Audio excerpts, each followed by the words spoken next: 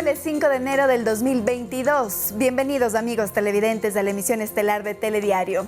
El noticiero también es retransmitido por nuestras redes sociales y a través de eltelegrafo.com.es. Gracias por acompañarnos. Los siguientes 60 minutos les contaremos las noticias más importantes de la jornada. Revisemos los titulares.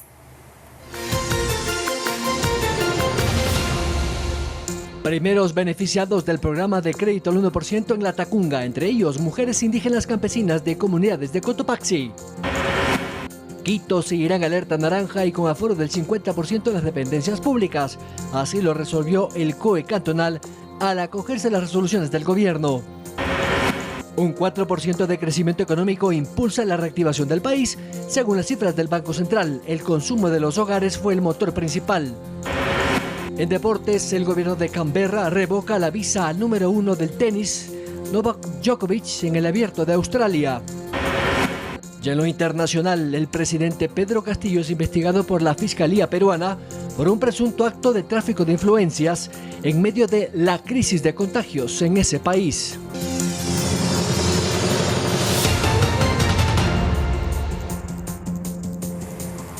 Iniciamos contándoles que el presidente Guillermo Lasso acudió al Centro Agrícola Cantonal de La Tacunga para hacer la entrega de los primeros créditos productivos al 1% de interés con posibilidad de 30 años plazo.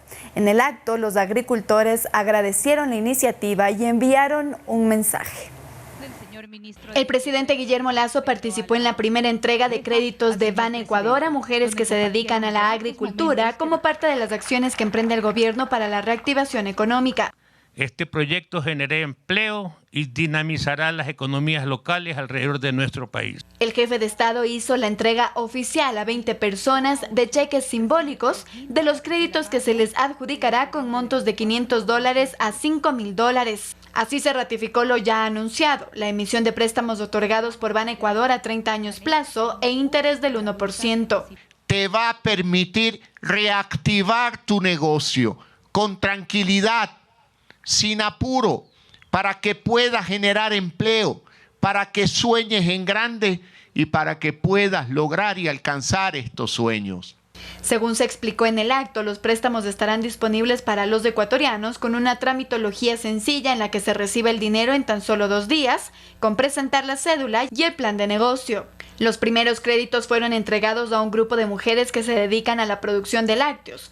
Agradecieron al presidente, pero también enviaron un mensaje. Mil gracias por haber tomado en cuenta a la gente productora, pequeños agricultores del campo.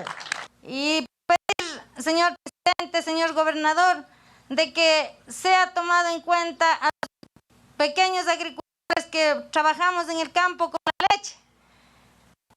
Que a pesar de que se hagan los paros, nos afectan. Los paros no nos conviene a los pequeños agricultores. Por favor, señor gobernador. Porque la leche en los paros nos botan a la calle. Nos ponchan las llantas a los carros y nosotros de eso vivimos y la gente no entiende a veces en los paros. Andrea Orbe, Ecuador TV. Y este miércoles 5 de enero, la Comisión de Trabajo de la Asamblea Nacional recibió el proyecto de ley para la equidad salarial. El propósito del documento es crear las garantías que permitan a las mujeres obtener la misma remuneración económica que un hombre por hacer el mismo trabajo.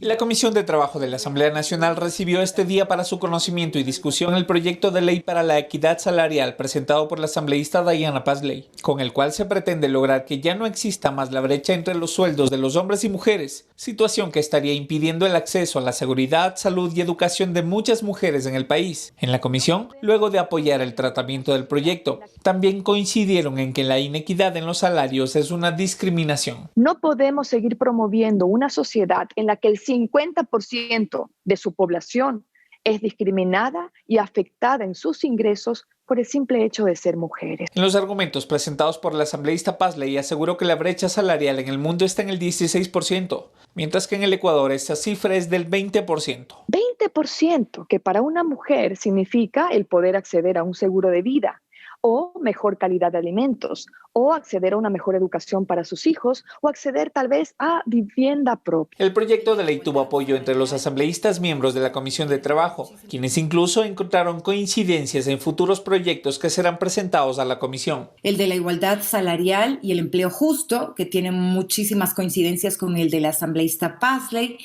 y el de la no discriminación por la edad después de los 40 años, que es algo que también ocurre con muchísima frecuencia en nuestro país.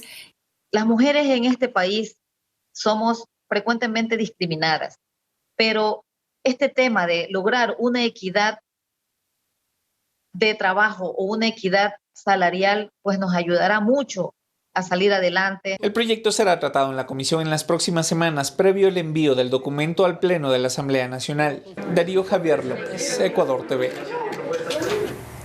Cambiamos de tema y ahora les contamos que un crecimiento del 4% refleja el último trimestre del 2021 según cifras del Banco Central. Esto impulsado por el consumo de los hogares, algo que podrá mantenerse de manera sostenida, creen los analistas, del primer semestre del año. Las remesas han aportado de forma importante al mantenimiento de la economía.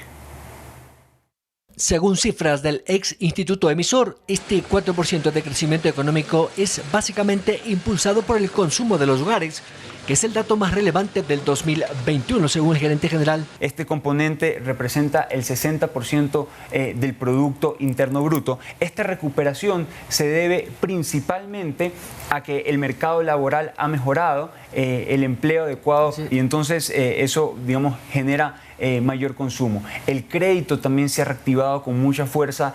Algunos analistas creen además que Ecuador va por un buen camino y las cifras así lo confirman, según Adrián Albuja. Tener menos carga impositiva es algo positivo porque atrae la inversión.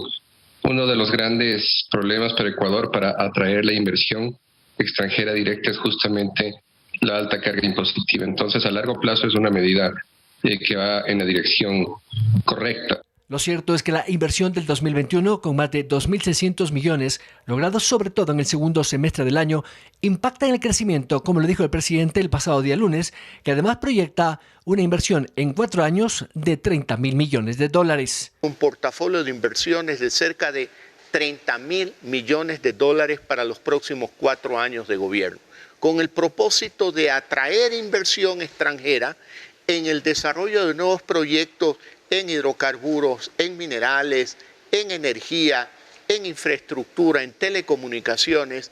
Las remesas de los migrantes también han impulsado parte de este crecimiento. En el primer semestre del 2021, un año después, podemos ver que ya superan los 2.000 millones de dólares. Principalmente vienen los recursos desde Estados Unidos, cerca del 62% vienen las remesas de ahí. Después tenemos España e Italia. Cifras azules para la economía ecuatoriana. Habrá que ver el impacto que tenga la reforma laboral para el crecimiento económico y del empleo. Byron Galarza, Ecuador TV. Y los representantes de los 22 servicios emergentes de asistencia a mujeres víctimas de violencia de género se encuentran a la expectativa por las declaraciones de la Secretaría de Derechos Humanos, Bernarda Ordóñez, quien aseguró que se prevé entregar los presupuestos para su funcionamiento en el primer trimestre del 2022 y se hará una convocatoria para la adjudicación de convenios del resto del año. Las casas de acogida terminaron el pasado 31 de diciembre el convenio con la Secretaría de Derechos Humanos. Este 5 de diciembre, la Secretaria de Derechos Humanos, Bernarda Ordóñez, informó que la próxima semana se entregarán los presupuestos para el primer trimestre del presente año. Porque en marzo, necesariamente, para dar cumplimiento con la ley, tenemos que establecer una convocatoria abierta a los centros y casas de acogida de todo el país. Geraldine Guerra, presidenta de las casas de acogida, dice que esta decisión debía ser socializada con anterioridad. Sin embargo, el diálogo se dio apenas este 4 de enero. Porque ahora si se va a firmar desde el 9 de enero y del 1 al 9, ¿quién va a cubrir esos costos? Porque lo que cubre la Secretaría de Derechos Humanos son básicamente los sueldos. Cubre $2 por día para cada persona acogida, nada más. Guerra explica que el presupuesto dado por el Estado de más de $2 millones es un presupuesto que se ha manejado por algunos años, que solamente cubre entre el 40 y 60% de los gastos de los 22 servicios prestados a nivel nacional. Es un servicio esencial y cubre 12 meses. no cubre 9 meses. Sabemos que hay una demanda y creemos que se tiene que ampliar el presupuesto, porque la idea no es abrir nuevos y desechar los antiguos y dejas a un territorio sin el servicio para poner en otro territorio. Esa no es la idea. Los miembros de los 22 servicios a nivel nacional esperan se clarifique el proceso de convocatoria y los criterios para la adjudicación. Las organizaciones tienen que contratar por 3 meses, por ejemplo, a una abogada, y luego decirle que se acaba su contrato, y luego entrar en otro contrato el 1 de diciembre, o luego extender el contrato. ¿Ya? Pero porque nada garantiza, porque no pueden hacer un contrato por un año, porque no sabemos pues si vamos a ganar la convocatoria. Actualmente las casas de acogida se encuentran en un estado de preocupación, inclusive la Casa Amiga de Sucumbíos emitió un comunicado donde mencionó que bajo estas condiciones no podrían seguir operando. Manuela Bedón, Ecuador TV. Y este miércoles 5 de enero se efectuó la transferencia de Ferrocarriles del Ecuador al Ministerio de Transporte con la suscripción de una escritura pública parcial que permitirá arrancar el proceso de repotenciación y rehabilitación del sistema ferroviario. Este 5 de enero se firmó la escritura de traspaso de infraestructura ferroviaria nacional al Ministerio de Transporte y Obras Públicas, lo que permite a su vez el traspaso de bienes muebles e inmuebles que corresponden al 70% de la empresa de Ferrocarriles del Ecuador. Hemos trabajado intensamente, la fecha para el traspaso estaba establecida hasta el mes de agosto del 2022, sin embargo hemos salido a diciembre del 2021 y hoy hemos firmado las escrituras. De tal manera que nos toca un desafío inmenso. Según informaron las autoridades, la rehabilitación integral del tren permitirá el impulso de la producción agrícola de la sierra centro del país, conectar con extensas zonas turísticas de la costa y la serranía ecuatoriana, aportar al transporte inter e intraprovincial de pasajeros, así como a la descarbonización del sistema de transporte, alineando al país a los compromisos adquiridos internacionalmente hacia el cambio climático y movilidad sostenible. Desafío que lo lograremos con el apoyo de los GATS cantonales, provinciales y parroquiales por donde atraviesa el tren. Vamos a lograrlo. El gobierno del encuentro, que lo preside Guillermo Lasso Mendoza, tiene la decisión firme de impulsar la recuperación del ferrocarril. Simultáneamente a esta firma avanza la transferencia de activos, pasivos y derechos litigiosos que equivale al 30% restante de la empresa, con el objetivo de suscribir la escritura pública final, documento con el que se extinguiría Ferrocarriles del Ecuador. Andrea Orbe, Ecuador TV. 19:14, momento de nuestra primera pausa, amigos televidentes, pero quédense con nosotros que al volver le tendremos información de cómo se encuentra la situación epidemiológica en el país. Ya regresamos.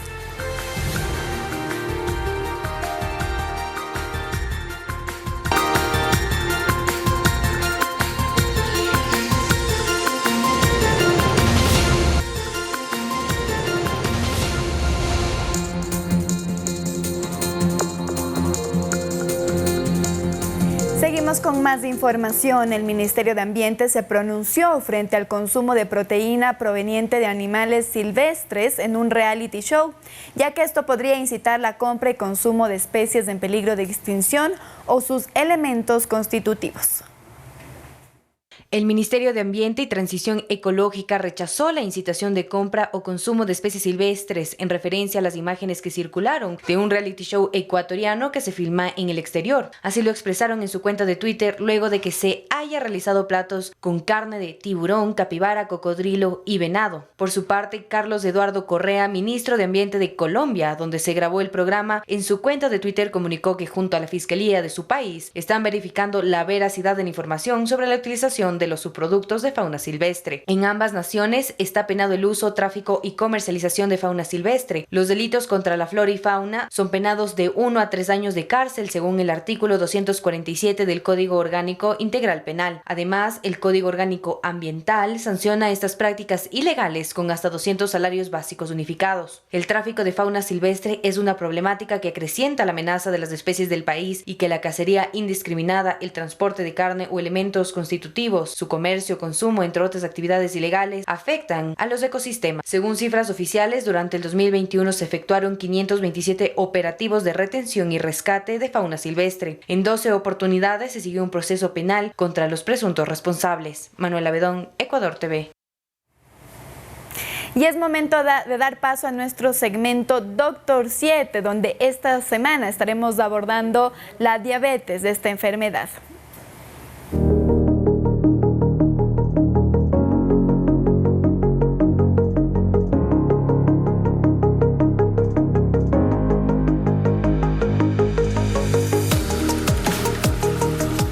Amigas y amigos, bienvenidos a su espacio médico Doctor 7, pensado para brindarles las herramientas necesarias en prevenir y detectar a tiempo las enfermedades o sus posibles complicaciones.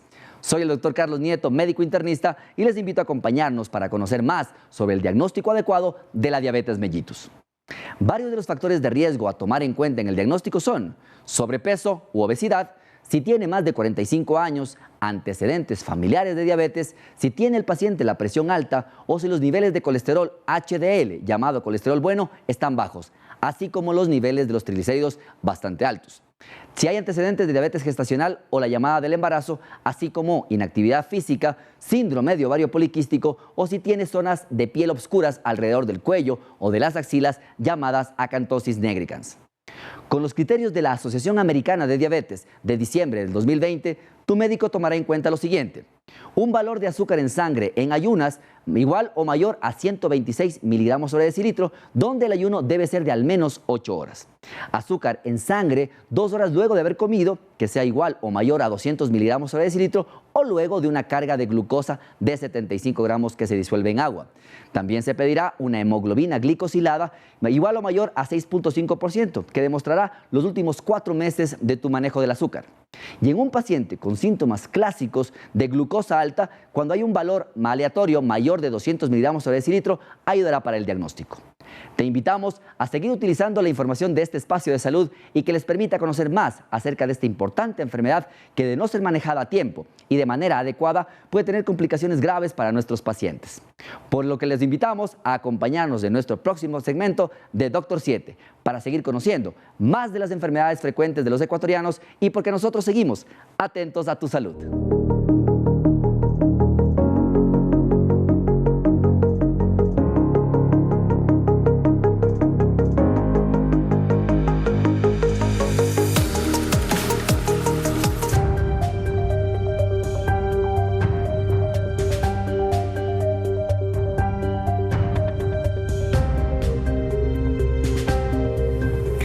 Debido al incremento de casos por COVID-19, miles de personas han acudido a realizarse pruebas diagnósticas. ¿Cuándo se debe realizar una prueba PCR o de antígenos? En la siguiente nota le explicamos la funcionalidad de ambas pruebas.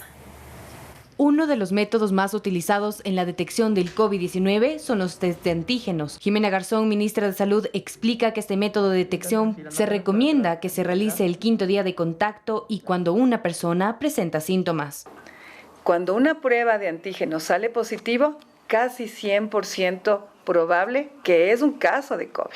El experto Washington Alemán concuerda con la ministra en que la prueba de antígenos no es necesaria de manera inmediata. Pacientes que vienen a hacérsela porque ayer tuvieron una reunión o vienen a realizársela porque mañana tienen una reunión. Por otro lado, el doctor Daniel Simancas, epidemiólogo, explica que las pruebas más confiables son las que se realizan a través de la nariz. Hay dos tipos: la primera muestra la presencia de antígenos y la otra es la conocida PCR, la cual identifica material genético de manera sensible. Cuando uno no tiene síntomas pero ha estado en contacto, quiere saber si está o no, que es una posibilidad. Si no tiene síntomas, debería hacerse PCR, la prueba de hisopado PCR. Simancas señala que si la prueba de antígenos hisopada sale negativo, es recomendable que se haga una PCR hisopada, ya que es mucho más efectiva y se asegura de tener un resultado 100% seguro. El epidemiólogo además explica que otra duda que se presentan es cuánto tiempo debe durar el aislamiento, el cual en el caso de no estar vacunado o tener el esquema incompleto debe ser de 10 días. Si estamos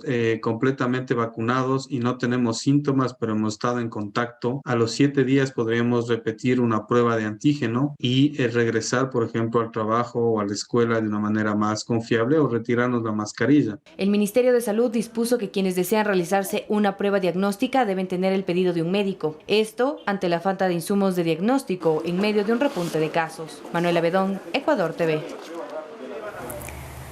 Y en Guayaquil continúa la alta demanda por pruebas PCR y de diagnóstico, a pesar de la resolución del Ministerio de Salud. Paralelamente, centenares de ciudadanos acuden a los centros de vacunación por su tercera dosis de refuerzo.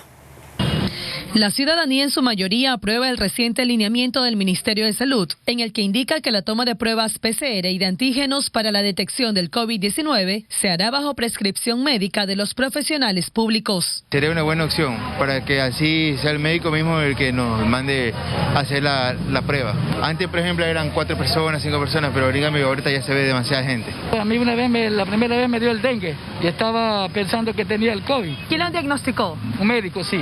La medida está dirigida para el sector público. Los médicos del Ministerio de Salud Pública den una orden a sus pacientes, den una prescripción a sus pacientes del Ministerio de Salud Pública. Ciudadanos esperan que en sitios privados se sigan realizando los test bajo libre demanda.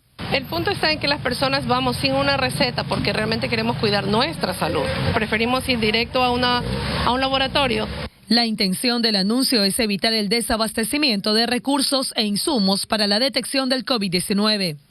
Pienso que es una decisión académicamente puntual, muy buena. Creo que toda medicación o insumo o recurso médico debe tener una indicación médica. Creo que es una decisión adecuada, no estamos para malgastar recursos. Claro que a todos como ciudadanos nos preocupa y debemos pues mantener la calma, ¿no? Es algo importante siempre en una situación como esta. Sobre el tema, la titular de la cartera de Estado también sostuvo que la cantidad de test a nivel mundial sigue siendo limitada. Y el COE Metropolitano resolvió acogerse al trabajo presencial con el 50% de trabajadores, tal como lo propuso el COE Nacional debido al incremento de contagios de COVID-19. Además, la capital continuará en alerta naranja por su estado epidemiológico. El COE Metropolitano decidió mantener el nivel de alerta epidemiológica naranja en el Distrito Metropolitano de Quito, lo que permitirá que el municipio capitalino tome las medidas de restricción y bioseguridad necesarias para cuidar de la salud de los habitantes. Dada la situación epidemiológica, el municipio acogió la reducción del 50% de trabajo presencial propuesta por el COE Nacional. Para el cumplimiento de esta medida se considerará la organización interna de cada institución con la finalidad de no afectar la prestación de servicios municipales. Se exceptúan de esta disposición, según la resolución, las instituciones y dependencias esenciales o estratégicas para no interrumpir la prestación de servicios básicos y de seguridad a la ciudadanía. En ese marco estarían las instituciones como EMASEO, Rastro, AMT, AMC, el Cuerpo de Bomberos de Quito, entre otros. En la misma línea se exhortó al COE Nacional para que evalúe si es procedente o no el retorno presencial a clases, conforme a los indicadores epidemiológicos de la capital del mes de enero, y que se realicen capacitaciones a padres de familia y profesores de instituciones educativas acerca de medidas de bioseguridad, vacunas y las nuevas variantes del virus. La próxima reunión del Comité de Operaciones de Emergencia Metropolitano se prevé realizar el martes 25 de enero. Andrea Orbe, Ecuador TV. A través de los medios virtuales. Para hablar precisamente de este tema, es momento de dar paso a Byron Galarza, quien ya se encuentra con el director de salud del municipio de Guayaquil, que está con nosotros para la entrevista. Buenas noches, Byron. Hola, Andrea. Efectivamente, el doctor Carlos Salvador, director de salud del municipio, nos recibe hasta ahora. Doctor, gracias por acompañarnos. Bienvenido. Muy buenas noches. Te acompaña el doctor Washington Alemán.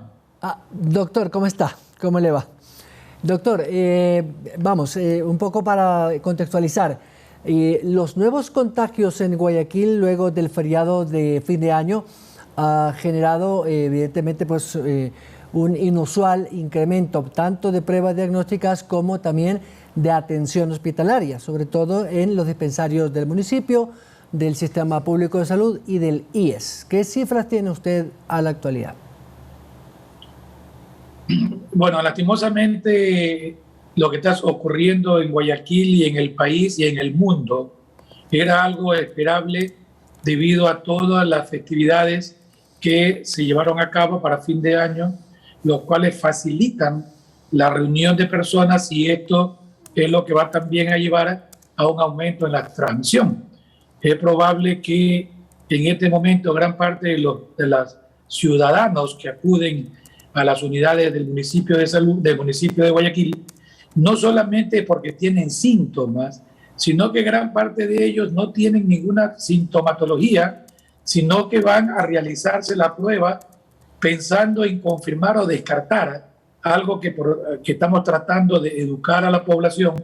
No es aconsejable, ya que lo único que hacen es lastimosamente saturar el sistema de salud, en este caso los sitios donde son realizables las pruebas, ¿no?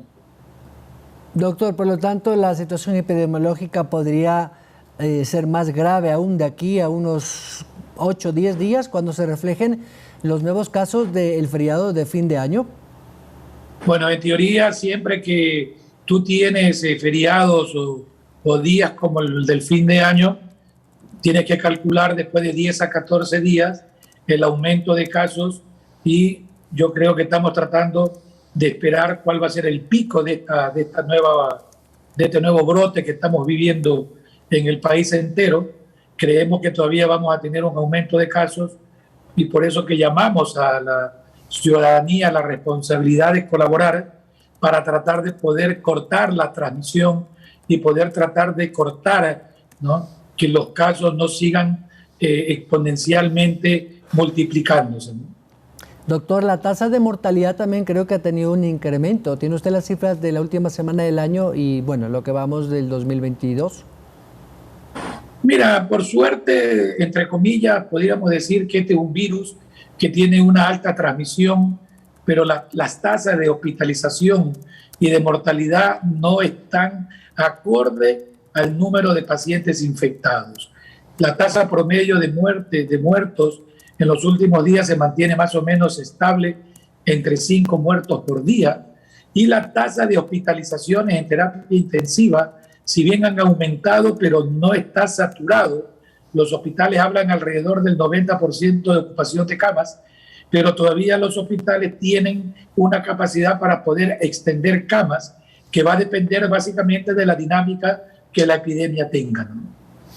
Doctor, ya entrando en el tema de lo que conversábamos por el tema de las pruebas PCR, pruebas diagnósticas, la gente se va a hacer porque está asustada, tiene miedo, y al primer síntoma corre a hacerlo. Evidentemente, pues ahí sí no habrá pruebas que alcance.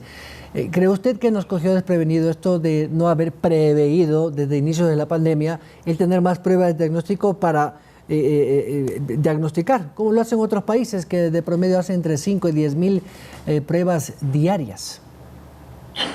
Bueno, el problema diagnóstico y el problema epidemiológico es uno de los talones de Aquiles que el país ha tenido durante toda la epidemia. El Ecuador es uno de los 2 o 3 países que menos pruebas diagnósticas hace a su población. Por lo tanto, lo que estamos pasando ahora no es algo nuevo, es algo que lo venimos arrastrando desde el inicio, creo, y estamos convencidos que la falta de planificación en la adquisición de nuevas pruebas, el facilitar a que universidades o que laboratorios locales puedan realizar o puedan fabricar este tipo de pruebas antigénicas o de PCR, es lo que nos está llevando en este momento a lo que las autoridades dicen, el temor que pueda haber un desabastecimiento. Esto normalmente creo que se lo veía venir hace 2 meses para acá, y lastimosamente, como cualquier cosa que aumenta la demanda, el momento que tú quieras comprar no vas a tener lógicamente ni el mismo costo ni la misma facilidad para comprarlo. Creemos que forma parte de una planificación que tenía que haberse hecho con mucha anticipación dentro del país. Doctor, finalmente, ¿qué indicadores podrían darles al COE cantonal me refiero, para declarar la alerta epidemiológica 3 en Guayaquil, y qué contemplaría, qué medidas? Mira, la dinámica de la epidemia se la está monitorizando diariamente por parte tanto de los técnicos como de las autoridades. Las evaluaciones se las hacen semanalmente, y en este momento las principales variantes son la ocupación cama, tanto en hospitalización, terapia intensiva y mortalidad, así como el número de contagiados. Creemos que el monitoreo permanente diario que se está llevando a cabo es el que va a permitir tratar de establecer la progresión o no del color a naranja, sabiendo de que lo que esto conlleva son mayores restricciones dentro de lo que es la movilidad, restricciones dentro de lo que son reuniones en locales y lógicamente todo esto con una afectación de la reactivación económica, pero sabemos que la prioridad sigue siendo la salud, ¿no?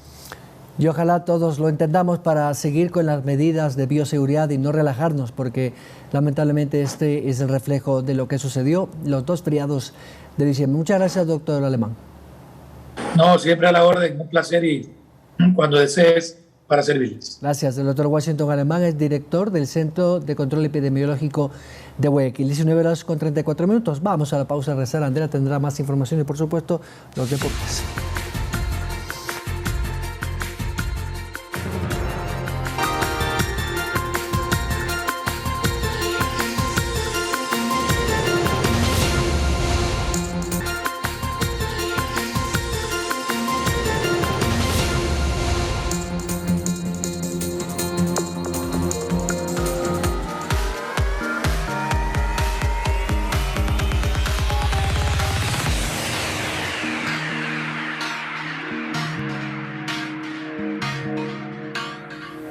Continuamos con más. El taller de comunicación Mujer realizó un informe para medir el impacto de la pandemia en las condiciones de vida y el ejercicio de derechos de las mujeres disidentes de Ecuador, quienes reportaron un incremento de la violencia y discriminación en el ámbito público y privado, lo que da muestra de una triple vulneración de estas mujeres por su condición de género, su orientación sexual y por el desmantelamiento de sus estrategias de sobrevivencia. Nicole Morales nos tiene más detalles en el tema del día. Buenas noches, Nicole. Gracias, un saludo a todos. Desde que se declaró la pandemia por COVID-19, el mundo vivió una crisis humanitaria y sanitaria que impactó sobre todo a las poblaciones vulnerables como las mujeres lesbianas, bisexuales, trans y disidentes. El taller de comunicación Mujer, junto a la Red de Acción Lesbo Feminista, recogió información a nivel nacional para conocer los impactos de la pandemia en esta población. De junio a septiembre de 2021, el Taller de Comunicación Mujer, junto a la Red de Acción Lesbo Feminista, realizaron una encuesta digital a 405 personas de 19 provincias de Ecuador, quienes se identificaron como mujeres lesbianas, bisexuales, trans, queer, pansexuales y demisexuales, con el objetivo de analizar el impacto de la pandemia en el ámbito privado y público de este grupo objetivo. Esta investigación partió de la idea de las múltiples vulnerabilidades que viven las mujeres disidentes y cómo se profundizan en tiempos de crisis. 7 de cada 10 mujeres hemos vivido algún tipo de violencia, ¿no es cierto? Entonces, lo que nosotras hemos visto, ¿no es cierto?, por nuestra existencia, por la experiencia de nuestras compañeras, es que las mujeres de la diversidad, ¿no es cierto?, viven una doble vulneración, además de las violencias que ya nos aquejan por ser mujeres en este país, en este territorio. Hay unas vulneraciones, hay unas violencias específicas que las vivimos las mujeres de la diversidad. En la esfera privada se evaluó el nivel de acceso a servicios y recursos necesarios para sobrellevar las condiciones en el tiempo de crisis sanitaria. Si bien una mayoría contó con acceso suficiente a recursos como agua, vivienda, alimentos e internet, hubo personas que reportaron acceso escaso o nulo a estos recursos. Así se dio a conocer que el 33.9% no accedió completamente a una vivienda. El 44.44% no accedió completamente a alimentación, el 17.28% no accedió completamente a agua y el 46.17% no accedió por completo a internet. Según Cayetana Salao, coordinadora de la línea Lesbo Feminista, muchas mujeres tuvieron que regresar a la casa de sus familiares y en algunos casos esto les llevó a ocultar su identidad de género. Muchas mujeres han tenido que volver al closet o han tenido que volver porque ya no pudieron sostener sus viviendas, volver a los espacios familiares y en los espacios familiares, ¿no es cierto?, nuevamente volver al closet, adaptarse a una estética para no sufrir violencia. En el ámbito público se intensificaron varias formas de discriminación, pues algunas mujeres reportaron que fueron obligadas a hacerse pruebas de enfermedades de transmisión sexual y VIH. Además, tuvieron que modificar su aspecto físico para acceder a algunos espacios. Si mantienen su estética o su identidad, digamos, visible y empoderada, también sufren violencia, se les restringe el acceso a la educación, el acceso a los servicios como de salud, recursos para que puedan, digamos, en ese sentido, desarrollar su vida, ¿no? También, en el confinamiento, solo el 2% pudo acceder al bono COVID-19. Fueron las organizaciones feministas y LGBTIQ+, las que brindaron asistencia humanitaria con alimentos, pues no existían medidas de ayuda para este segmento de la población. Para las mujeres de la diversidad, para las personas de la diversidad, el organizarse, el asociarse con personas comunes, les permite no solo asumir su identidad de manera libre, ¿no es cierto? Tiene que ver con su sobrevivencia misma. En el ámbito privado se registraron más de 30 formas distintas de violencia y varias restricciones en los derechos de las mujeres disidentes. Estos son los principales aportes que dejó ver el informe. La cuarentena incrementó el tiempo de permanencia en los hogares, ámbito que se identificó como uno de los primeros lugares donde sucede la violencia y discriminación. Así, varias mujeres reportaron que fueron encerradas, les impusieron asistir con psiquiatras o pastores o les sometieron a tratamientos hormonales para modificar su orientación sexual. Además, hubo casos de acoso sexual y violaciones con intenciones correctivas. Situaciones de coerción sumamente fuertes que tratan de realmente modificar con fuerza, con encierros en entornos como establecimientos de rehabilitación o religiosos o de psicología o psiquiatría, digamos, a partir de malas prácticas profesionales que buscan corregir a las mujeres. Se han dado también casos de acoso sexual y de abuso sexual con esta lógica también de revertir la diversidad en las mujeres desde un ejercicio de poder a través de la violencia sexual. Con el objetivo de visibilizar y generar acciones frente a esta realidad, el informe fue presentado a las autoridades de la Secretaría de Derechos Humanos y del Consejo de la Judicatura. Nosotros quisiéramos que sí se considere que a las mujeres, ¿no es cierto?, que por su condición de género, por su condición de orientación, identidad o expresión de género han sufrido violencia, se les considere como población vulnerable, más aún en situaciones de crisis, ¿no?, en donde la asistencia humanitaria busque una forma de enfocar la atención a poblaciones históricamente vulneradas. Uno de los resultados que arrojó el informe fue que las mujeres lesbianas, bisexuales, trans y disidentes se encontraron en condiciones de triple vulnerabilidad por su condición de género, su orientación sexual y por el desmantelamiento de sus estrategias de sobrevivencia. Información que deja mucho para reflexionar. Seguimos con más información. Gracias, Nicole, por ese reporte completo. Es momento de una nueva pausa, amigos televidentes, pero quédense con nosotros que al regresar tendremos noticias internacionales.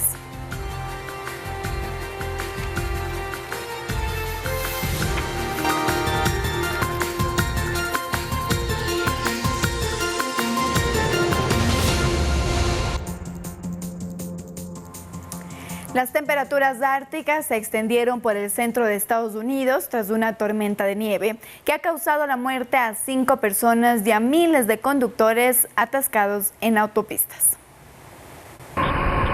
La fuerte tormenta de nieve que azotó a varias ciudades del centro de Estados Unidos cesó, pero no sus efectos sobre el transporte.